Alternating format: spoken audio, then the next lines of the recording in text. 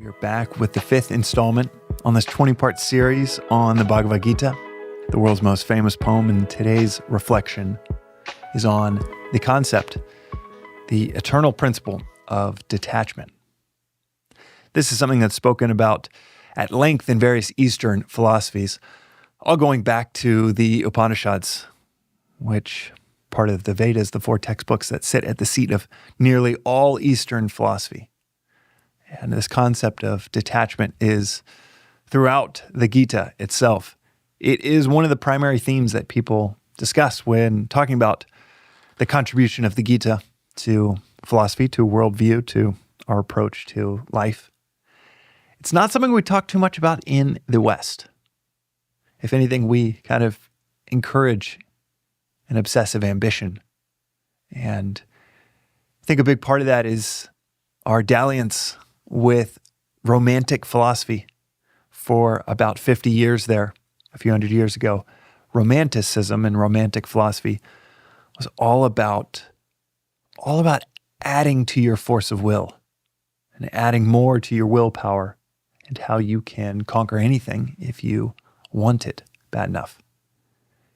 It was a strange philosophical detour that most academic philosophers, they left behind after about 50 years. Sadly, nearly every movie, TV show, book that becomes a bestseller in the West and now in the East today, and has been the case for the last 150, 200 years, are romantic in nature.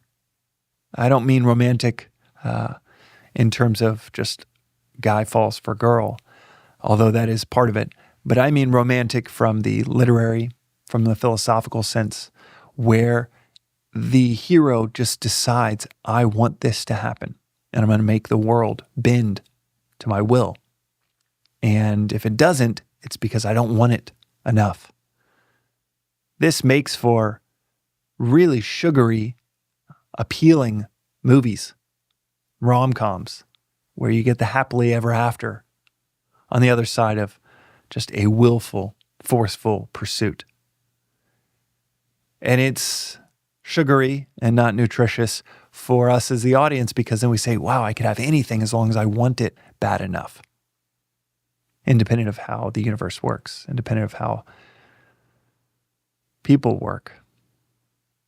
The cognitive scientist John Vervaeke, he has said that the idea of romanticism, a romantic approach to life, in terms of what we see in romantic comedies, or in terms of what we see in a lot of the books, movies, TV shows that we're all consuming.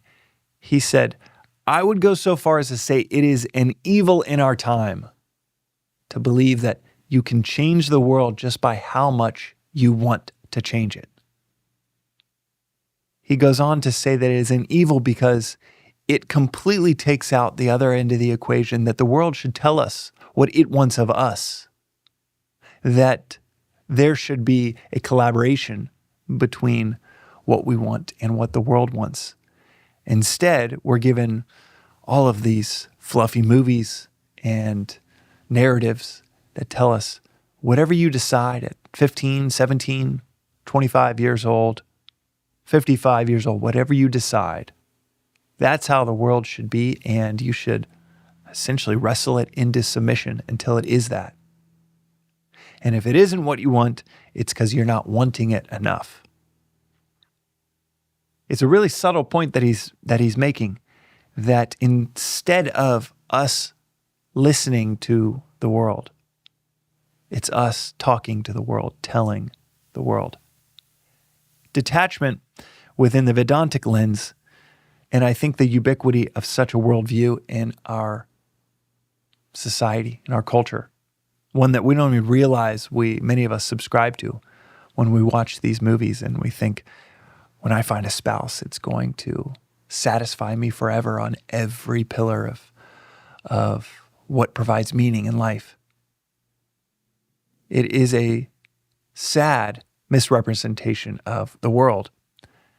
And it flies in the face of the Eastern concept of detachment, where when we attach to something, it's our relationship that actually ruins the dynamic. It sours the relationship because we are so attached to it. Attached to a certain outcome, and you're going to foil your own ability to perform. Attached to another person, and you're going to sour the relationship because, well, no one wants to be fawned over 24/7. It's like the example of dating where you just can't stop texting that other person. That force of will that you think is going to impress is the thing that actually repulses. And anyone that's been in the dating game a while knows that very well, that healthy detachment is key for that other person to realize, okay, there's a healthy relationship to be had. Within Vedanta, Swami Parthasarathi says it so clearly, beautifully, articulately. When he says, attach, you lose.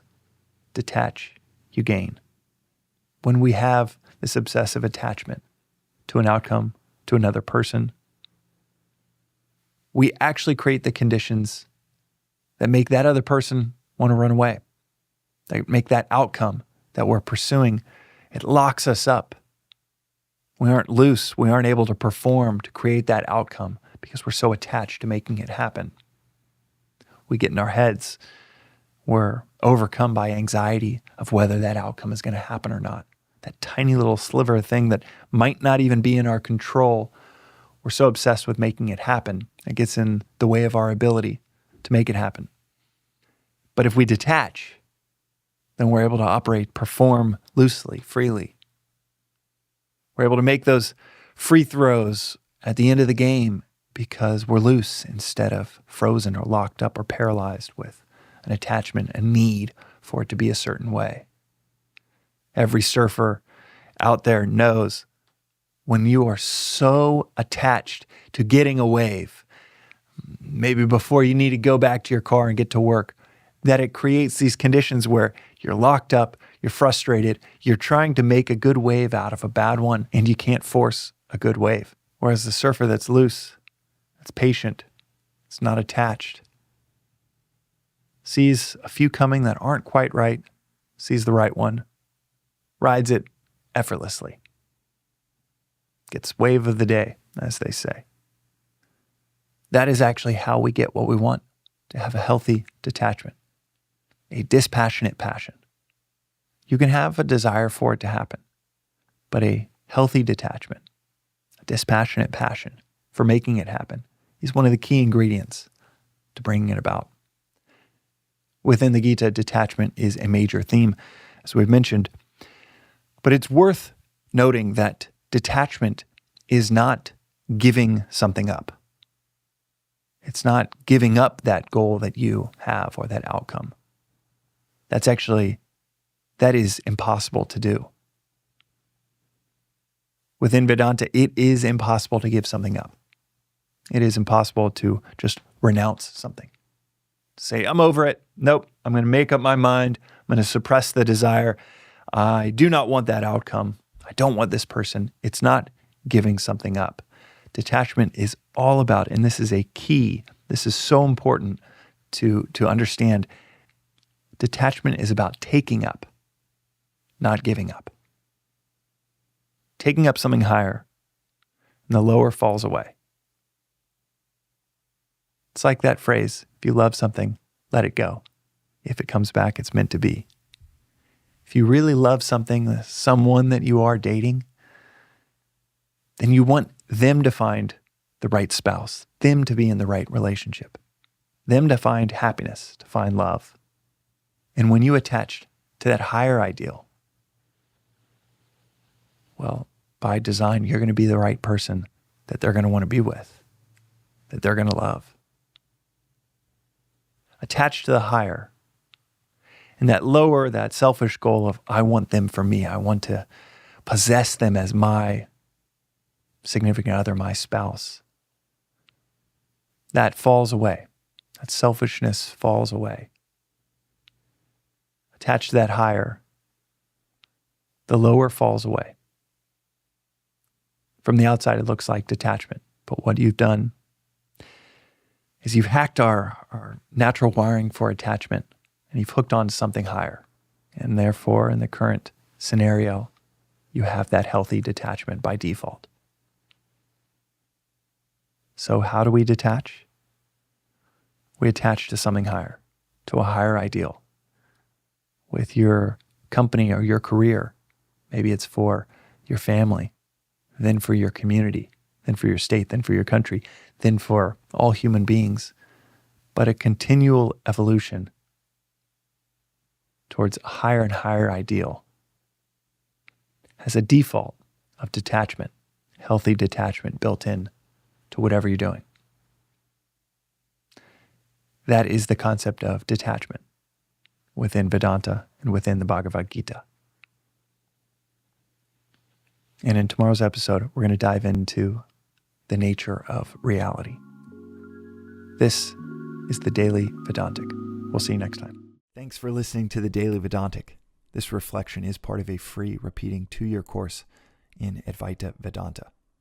Rooted in the timeless wisdom of the Upanishads, arguably the oldest philosophical texts on earth, you can begin with episode 1, which gives the 15-minute overview of the whole philosophy of Vedanta, or you can join the journey with any episode at any point. But the critical aspect of this course, of understanding and mastering anything, is to study and reflect, even for 10 to 15 minutes on the timeless each day, preferably at the start of your day. As is said in this philosophy, reflection is 100,000 times as powerful as listening. So listen, journal, sit with, discuss these concepts, or ask questions at thedailyvedantic.com with our AI-powered chatbot informed by about 700 episodes here, as regularly as one can if you want to see clarity and peace almost effortlessly unfold in your daily life. And if it doesn't result in a near immediate increase in clarity and peace, then toss aside and feel free to never listen again. One of the things that you might notice is after 7 or 8 days in a row, this doesn't feel like a discipline. This feels like a visit with a best friend to dive into the timeless with daily reflection. Within a few days, it becomes one of your favorite parts of the day. You can also find out more, including news about in-person events in Los Angeles and beyond, at the Daily Vedantic on Instagram or through our weekly newsletter at thedailyvedantic.com. Additionally, check out the links in our show notes for more resources like the books that are mentioned most frequently in the episodes, including Vedanta Treatise, perhaps the simplest and most straightforward read on this philosophy I've ever come across. Until next time, and from the entire team that works on the Daily Vedantic project, thanks for listening.